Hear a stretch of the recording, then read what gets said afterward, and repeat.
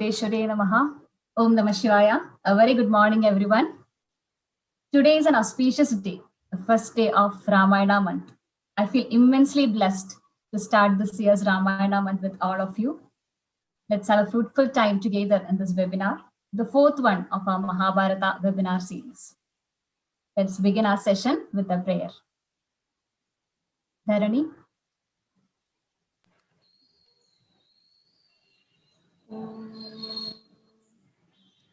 ध्यायामो धवलावकुण्ठमवती तेजोमयी नैष्टिकीं स्निग्धापाङ्गविलोकिनीं भगवतीं मन्दस्मितश्रीमतीं वात्सल्यामृतवर्षिणीं सुमधुरं सङ्कीर्तनालापिनीं श्यामाङ्गीं मनसि प्रसूक्तिं अमृतानन्दात्मिकामीश्वरी ॐ अमृतेश्वरी नमः। ॐ अमृतेश्वरी नमः। ॐ अमृतेश्वरी नमः।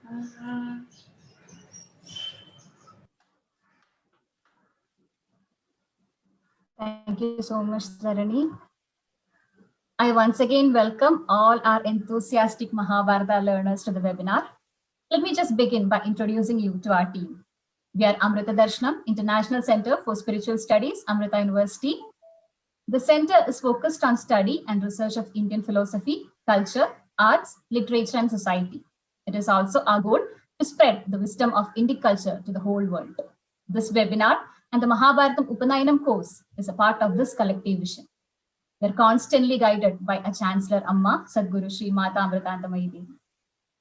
The course is intended as a comprehensive introduction into Mahabharata. It really is an Upanayanam, which means initiation for those who want to take that lifelong journey into Mahabharata. Each module in this course extends a unique perspective on the Itihasa and what it has to offer. This webinar comes as an appetizer to the course. Kurukshetra war, the power icon Bhimasena was pushed down by an old king named Bhagat. Everybody who witnessed this thought that Bhima got killed. Have you ever heard this incident before? Did you know that Vishnu Sahasranama Stuti has its origin from Mahabharata? Then there is a butcher who imparted the supreme knowledge of Atman to a Brahmana city, Vyadhagita. Have you ever heard of these stories from Mahabharata?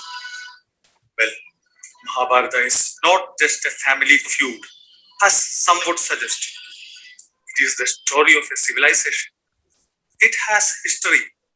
It has deep philosophical expositions. It has metaphors and tropes. It has political and strategical insights. It has art and it has charm. All the more, it has the practical wisdom to steer our lives in the right direction.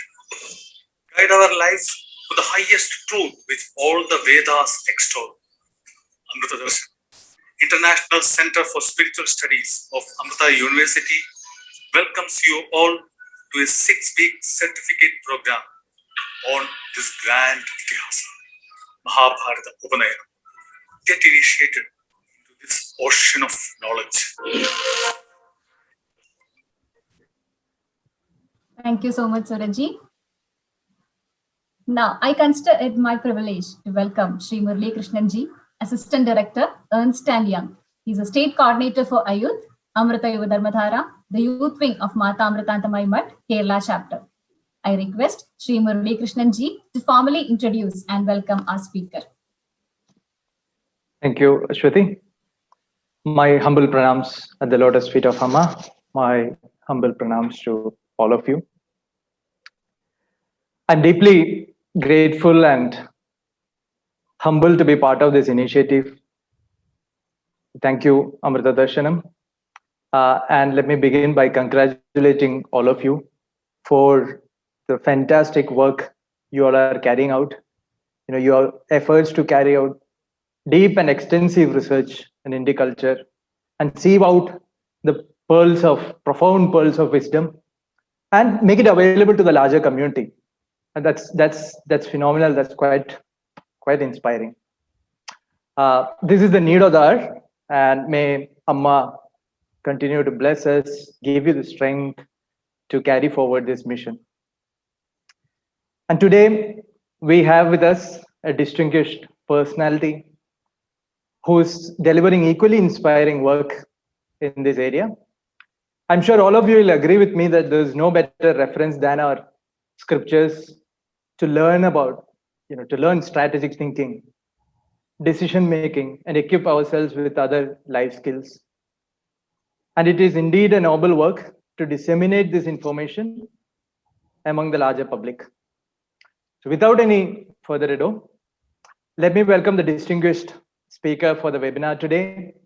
It is my privilege and honor to welcome Dr. Hindol Sengupta, a dynamic author, speaker, and much more. Dr. Hindol Sengupta holds a PhD in International Relations from the Geneva School of Diplomacy and International Relations. He is a multiple award-winning author of books of history, culture, and religion. He was educated in international relations, politics, and history as a Chevening Scholar at Worcester College, Oxford, and Knight Bagehot Fellow in Business and Finance at Columbia University. He's a World Economic Forum Young Global Leader, and his latest best-selling book, which I'm sure all of you are aware, The Man Who Saved India, Sardar Patel and His Idea of India, was awarded the best non-fiction book for the year 2019 at the Valley of Words Awards. So on behalf of Amrita University, on behalf of Amrita Darshanam, and one and all present here, may I turn it over to Dr. Hindol Sengupta. Sir, over to you. Vande Mataram. Vande Mataram. I am honored to be invited at Amrita University once again. I remember very fondly of having visited your campus a few years ago to talk about Swami Vivekananda. Any achievement of mine, I feel, is only merely the blessings of Swami Vivekananda. I am merely a tool. I truly believe this. I'm not saying this as, as a show-off thing, but I truly believe that I myself am not capable of anything. Anything that I'm able to do is the blessings of Swami Vivekananda and the great gurus. I was most honored last time I came to Amrita University to receive the legendary hug of Her Holiness, Shri Amma, and her beatific smile and her grace I always cherish. Thank you very much for inviting me once again. I am delighted to be speaking to you today about one of my most interesting, new areas of thought that I've been thinking about for the last few years. And this is really about the Mahabharata and one part of the Mahabharata, one incident of the Mahabharata. The incident that I'm referring to is the Shishupal Vadh of Sri Krishna. Now, many of you might know the broad contours of the story. Depending on which version of the story you read, Shishupal is either an acquaintance or in some senses a distant relative of some sort of Sri Krishna. His mother extracts from Sri Krishna a promise, in a sense, that he would be forgiven his transgressions, his sins. And Sri Krishna forgives him a number of times, and then the Sudarshan Chakra beheads Shishupal, punishes Shishupal. This is the broad contours of the Shishupal story, Shishupal Vadh story. But there are many lessons, to learn from this small but very important story embedded within the Mahabharata. You see, the Mahabharata is not just one story. The Mahabharata is not even a universe. I often tell my audiences that the Mahabharata is a multiverse. You see, today, people who follow American comics talk about the Marvel multiverse or the DC multiverse. But the first great multiverse of the world was truly and is truly the Mahabharata. You know, it is said about the Mahabharata that everything that is there in the Mahabharata is in the world. You can see it around you. You can see love and devotion and kindness and generosity. But you can also see deception and evil and pride and ego and malice and greed. All of that you can see, and war and bloodthirst. All of that also from the Mahabharata you can see in the real world. So everything that is there in the Mahabharata is in the world, but what is not there in the Mahabharata is not to be found anywhere else. What does that mean? It means all the emotions that human beings are capable of feeling are already reflected in some form or the other in the Mahabharata. And therefore, it is very important to pick up nuances from the Mahabharata and understand it better. Let's return to the Shishupala birth story. There are 3 or 4 primary lessons from the Shishupala story. One of the primary lessons is, and most people don't talk about this lesson, so let me begin from there. The love of a mother. That even when a mother knows that my child is going to commit many transgressions, many sins, many violations, the mother's instinct is still to protect the child. Even implore an avatar, God himself, to say that my child might make many mistakes, but please promise me that you will forgive him.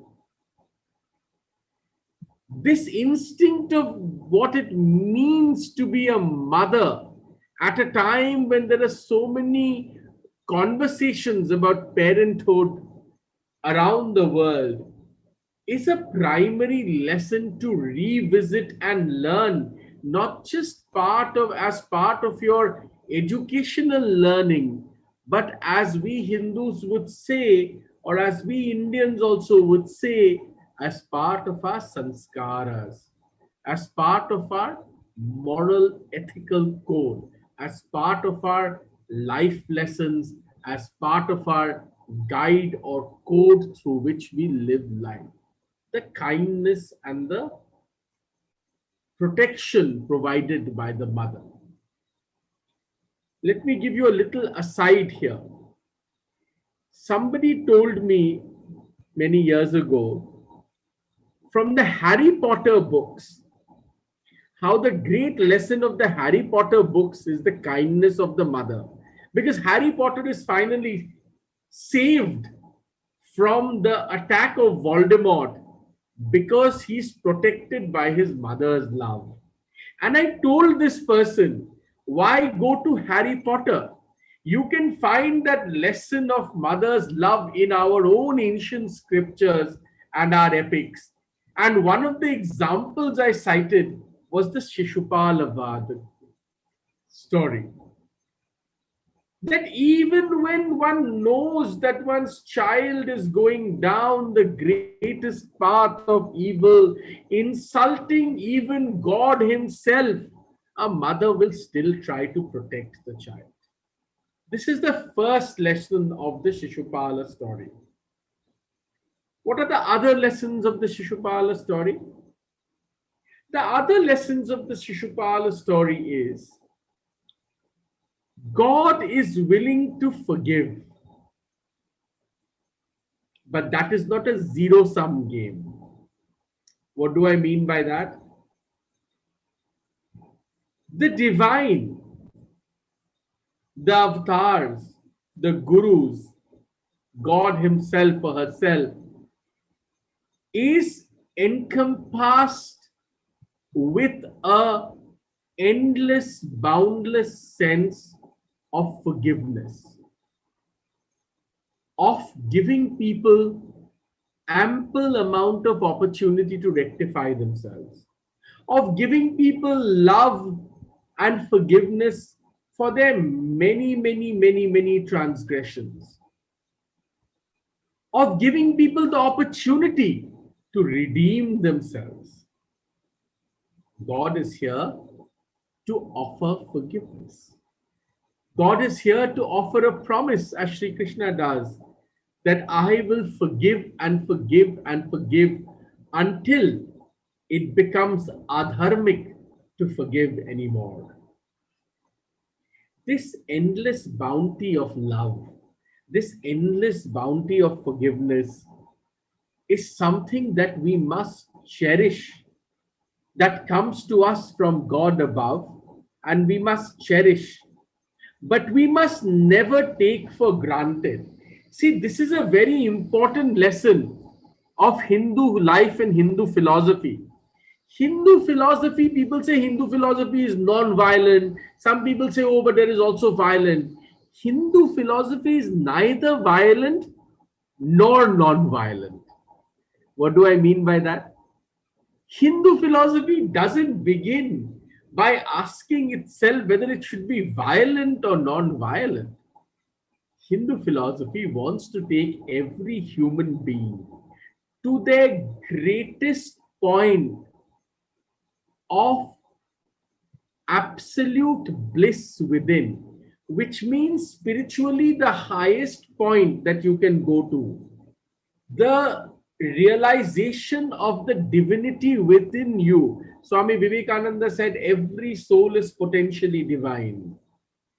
So to recognize the divinity within yourself and in every human being, not just in every human being, every living thing, that is the journey of Hinduism. Hinduism is not concerned about violence or non-violence. Hinduism is concerned about doing, and may I colloquially say, use this term, the right thing, the dharmic thing. Not violence or non-violence as an absolute, but fulfilling the path of righteousness and of dharma.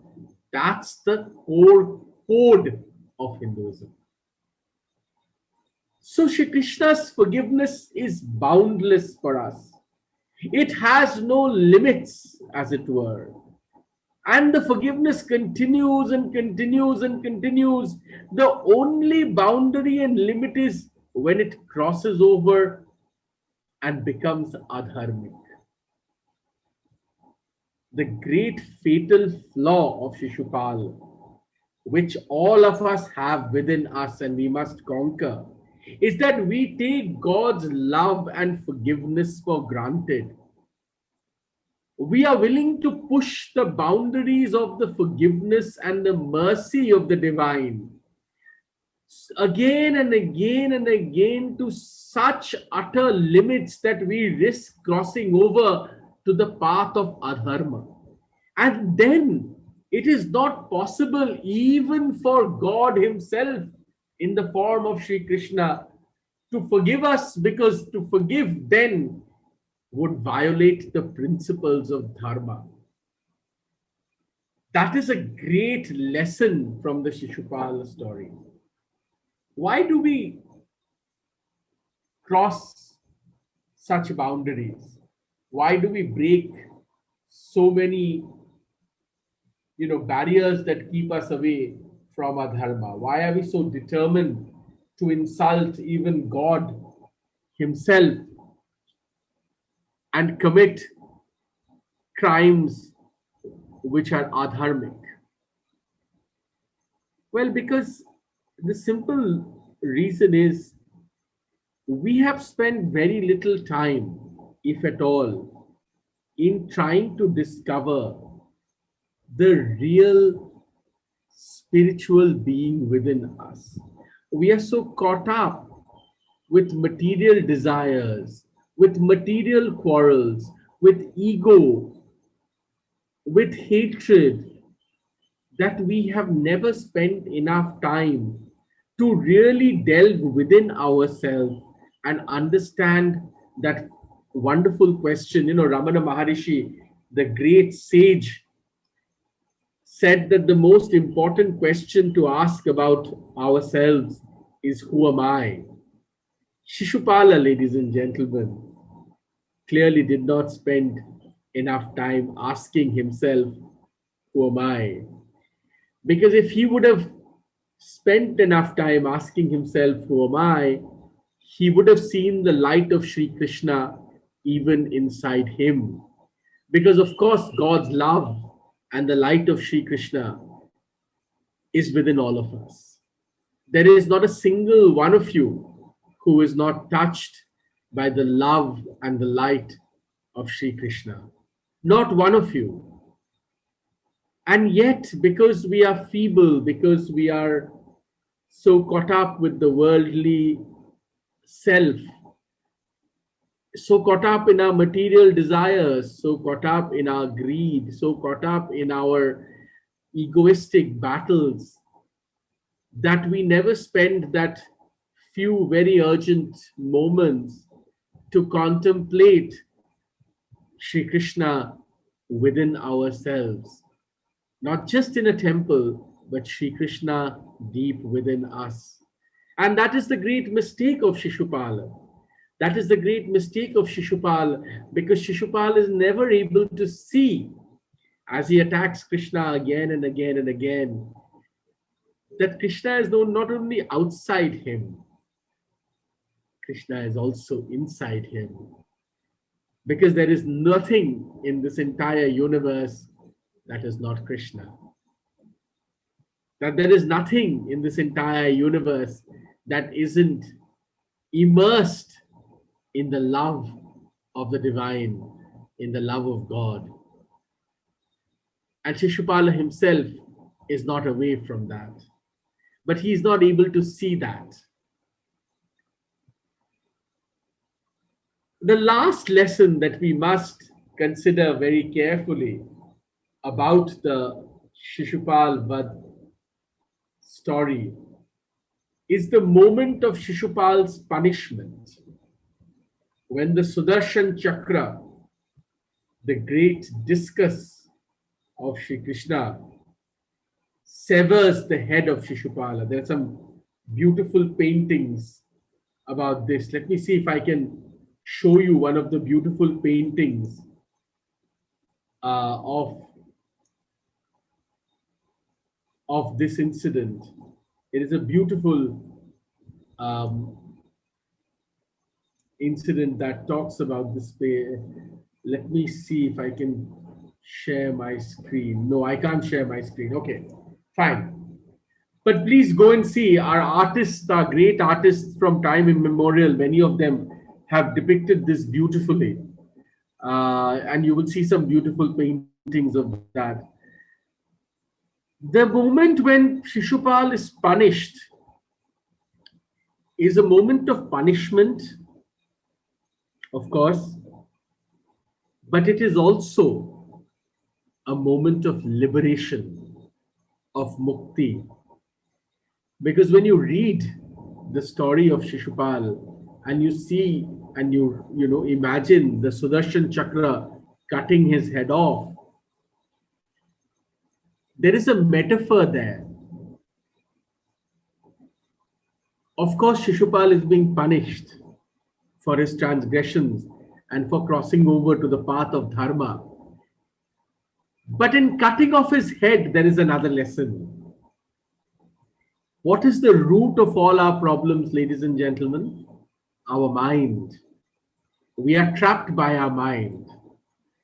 Somebody very close to me tells me often that for intellectual people like myself and many others in this August gathering, there would be many scholars, many bright students and others in the academic world of Amrita. Our great shortcoming is that our mind is our greatest friend and our greatest enemy. It is by using our mind to contemplate the most sublime realities of the universe and God that we grow, but it is our mind which plays games with us. It is our mind where our distraction, our greed, our pride, our ego, our desires, they're all trapped in our mind. We are trapped. We can never be in the moment, as all spirituality teaches us to be, because we are constantly projecting with our mind. Our mind is our greatest friend and our greatest enemy. And by severing the head of Shishupal, Shri Krishna liberates Shishupal from the trappings of hatred, ego, desire that had trapped Shishupal and moved him from the path of dharma to the path of adharma. That is the other great lesson. Learn to control our mind, to understand that the source of Satchit Anandam can also be found through our mind, but the path to adharma is also through our mind. It is about how we choose to use our mind. It is about how much we use our mind to contemplate about God, to contemplate about the divine. That is the final lesson of the Shishupala story. To liberate yourself, you must go beyond your mind. Your mind is a good route to the divine, but until you go beyond the limits of your mind, can you truly come closer to the divine presence. In this particular story, the divine presence, the light of Shri Krishna. That is the great lesson of the Shishupala story. I want to take many questions, but before I conclude and start taking questions, let me revisit some of the themes that I mentioned to you. Theme number one, lesson number one from Shishupala's life and the Shishupala Vad story, the love of a mother as a fundamental ingredient of our sanskara. That even at the greatest transgressions, when you're even insulting God, the mother still wants to protect the child. That is the great love of the mother. And we must learn to recognize that. Lesson number two, the great lesson of the fact that Shri Krishna and the divine has limitless forgiveness to offer us. Limitless forgiveness to offer us as long as we do not cross into the path of adharma. As humble human beings, always making mistakes, the divine is willing to forgive us again and again and again, till the very end, when we do not cross over to adharma. Stay in the path of dharma, make mistakes, and the light of Shri Krishna is there to guide your path and to forgive you for any transgressions. But don't push, as they say, don't push your luck. Don't go so far away that you cross over to the path of adharma. Then the third lesson, Shishupala's trap in his own ego, in his own pride, that he can stand in front of Shri Krishna and insult even God himself. How much and how further a human being could have gone to truly go down this path. There are some narratives of the Shishupala Vad story which talk about how this was Shishupala's past life reflecting again. But you see, if we are aware, if we truly want to follow the path of God, our meditative spiritual journey can overcome the burden of our past life. That is the journey of spirituality and faith. And the last lesson, by severing his head, anyway, they say if you lose your worldly self and this body in the hands of the avatar of God Himself, you are free. That is mukti. Shishupala is blessed to have that mukti. And the most interesting metaphor is that it comes to the severing of his head. He is freed from the trappings of his human mind. He's allowed to go further. He's allowed to go towards the real sense of God, towards the real light of Sri Krishna, and not be trapped by the worldly trappings of his mind. This then, or these then, are the lessons of Shishupala's story and Shishupala's life and the life and story of his interaction with Sri Krishna. I can already see some questions have started coming, so I'll take them one by one. The first one says, please conduct more sessions like this. Yes, certainly, happy to anytime. Killing someone is a cruel thing to do. Can you please elaborate on how this is relevant in the present context? Very good question. I also agree that killing someone is a very cruel thing to do. But you will recognize that in certain instances, which is why even in the case of law in many countries, in the cases of extreme circumstances, capital punishment becomes inevitable. And that we are talking about the worldly realm.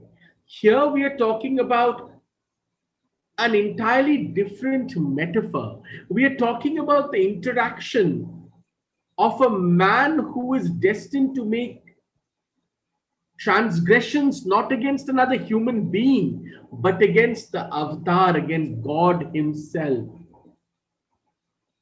And by liberating him from the trappings of his worldly body, avatar, Sri Krishna as Vishnu's avatar, shows him the path to liberation. Shows him the path to liberation from a sort of trappings of worldly self that he has confined himself to. So I don't think we should look at the killing, so to speak, here as a normal killing of one human being to another. This is an entirely different metaphor. The lesson here is entirely different, because here we are not talking about two human beings. We are talking about a punishment, in a sense, which has within it an embedded sense of liberation delivered by God Himself. So it is not murder or killing in the ordinary human sense that we talk about it. Then why Sri Krishna didn't choose to liberate Duryodhana? Very interesting question. When we read the Mahabharata, remember that Sri Krishna is asked at the end of the Mahabharata that you could have stopped this great war, so many deaths, families wiped out. Said you could have stopped this. And Sri Krishna says, you are God, you could have stopped this. And Sri Krishna says, no, even I do not violate the law of time and the wheel of time. Even I, who's the creator of all things, do not violate the principles of samay, of time. And in Duryodhana's case, his life journey had a different path. And so it was a different path for him. It is very difficult for us to answer why Sri Krishna. It's like asking, why did Sri Krishna not stop the war of Kurukshetra? He could have stopped it. But as he says at the end of the Mahabharata, even I do not break the rules of time. Because to violate the principles of time would violate the very nature, as it were, of his own creation, of the universe itself. Somebody is asking why Shishupal was killed in front of a big gathering. Has it got any significance or message? Very interesting question. Of course, there is a message there. Of course, there is a message for everybody gathered there to understand that when violations are transgressed, are performed, are applied against God Himself in public, the liberation and the punishment will not come in secret, will also happen in public, so that everybody around can learn the lesson from this instance of the infinite mercy and the wrath of God. Dharma and adharma, the two pillars of our lives. And when we cross from one to the other, there is a fate that we must meet. A lesson for everybody. The crowd as a metaphor, a lesson for everybody to learn. Somebody says, thank you, Hindulji. Just a thought, Amma says, behind every like is a hidden dislike.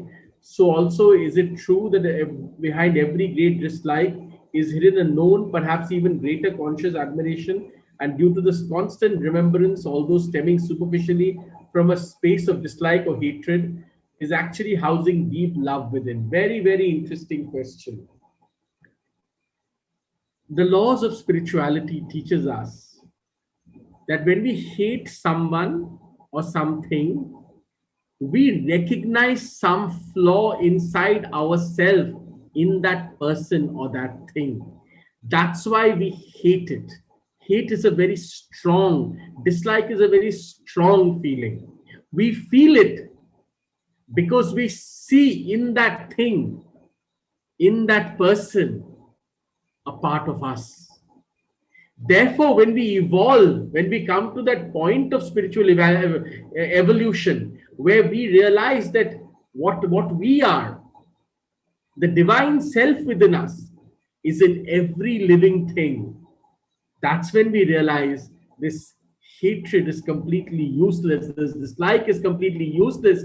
Because if you and I are the same thing, then if I dislike you, then what am I disliking? I'm disliking only myself. I see the same flaws in me that I dislike in you.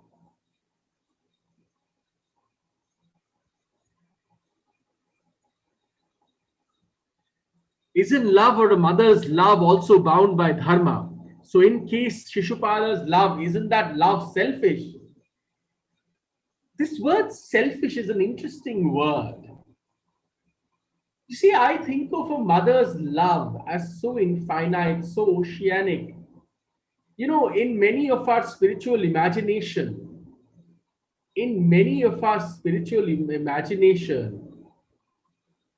we have considered that the love of a mother is even greater in a sense than love of God. Even what God cannot forgive, a mother is able to forgive. Is that selfish? Well, it is clearly because it is not entirely bound by dharma. Shri Krishna never accepted an infinite level of forgiveness. His only promise was, I will forgive till this far and no further. So God is showing us the path that even though we understand that a mother's love is oceanic, there is still a dharmic balance to be maintained. There's a gentleman or maybe a lady who's asking, do please advise me to liberate myself. I really long for liberation. Is liberation, in other words, spiritual upliftment? Absolutely. And the only person who can truly liberate you is you. And anyway, you're blessed, you are studying, if you're a student, or you're teaching, if you're a teacher, under the holy gaze of Amma. That itself is adding every day to your spiritual upliftment, even though perhaps you may not always realize it. Every day, your spiritual upliftment is happening anyway. But for greater spiritual upliftment, to truly liberate yourself, it is upon you to meditate deeper on the questions of who you truly are. And as you do that, you will find, I truly hope, if you're genuine about this hunger inside you, you will find the answer, and liberation will come, mukti will come. I think there are some other people who are asking questions. Forgiveness can also become distinctive, which you've seen in history several times in Conquest of Bharat. Where do we line the line of distinction? Very interesting question. That is why, and I didn't want to get into a political realm, because when you talk about the history of Bharat, we have to get into its politics and so on and so forth. I want to avoid all that. But remember, the Shishupala story is a lesson not only for individuals, but also for nations. That beyond a point, you have to draw the line. Where is the line? Well, we have to decide where that line is. We collectively as society have to decide where that line is. That line has to be decided by us. That's where the line is. Right? So this entire idea that forgiveness, in order to sustain dharma, forgiveness must have limits, is a very important idea. And we must, as a society, decide where we draw the line. Somebody else is asking, and I think two people have asked this, is there any significance from 99 to 100? There are significance as far as a boundary is concerned, but whether there is a significance on the number, I don't think so. I don't think there is any particular significance on a number, apart from that, apart from the fact that there is some literary value to it, of course, because it definitively marks a sort of departure from one level to another numerically, so to speak. So this transfer, as it were, of drawing the line, and that any crossing of that line would lead to divine retribution, of course, has value as a literary device in this story, in this parable, in the Mahabharata. I want to conclude, ladies and gentlemen, by mentioning just one or two things, which is the Mahabharata is an ocean. The Mahabharata is an ocean. Every time you read the Mahabharata, it will tell you something new. Every time you read the same incidents within the Mahabharata, you will learn something new about it. That's why all of life's lessons, in a sense, is consumed within the Mahabharata. Right? And I urge you to read the text with care, to go back to it again and again, and to try and understand what meaning it brings to your life. That's very important, because I feel texts are very important, but we also have to constantly ask ourselves, how are they relevant for us today? Because if texts become relevant to us today, then they stop having meaning in our life. And I urge you, as I conclude, that you will hold on to the Mahabharata as our great spiritual treasure, as our great cultural treasure throughout your life, and remember all its lessons again and again, and learn new things from it every day. And of course, never forget the lessons of Shishupala Vada, the great parable of justice in the Mahabharata. Thank you very much for your time. Thank you.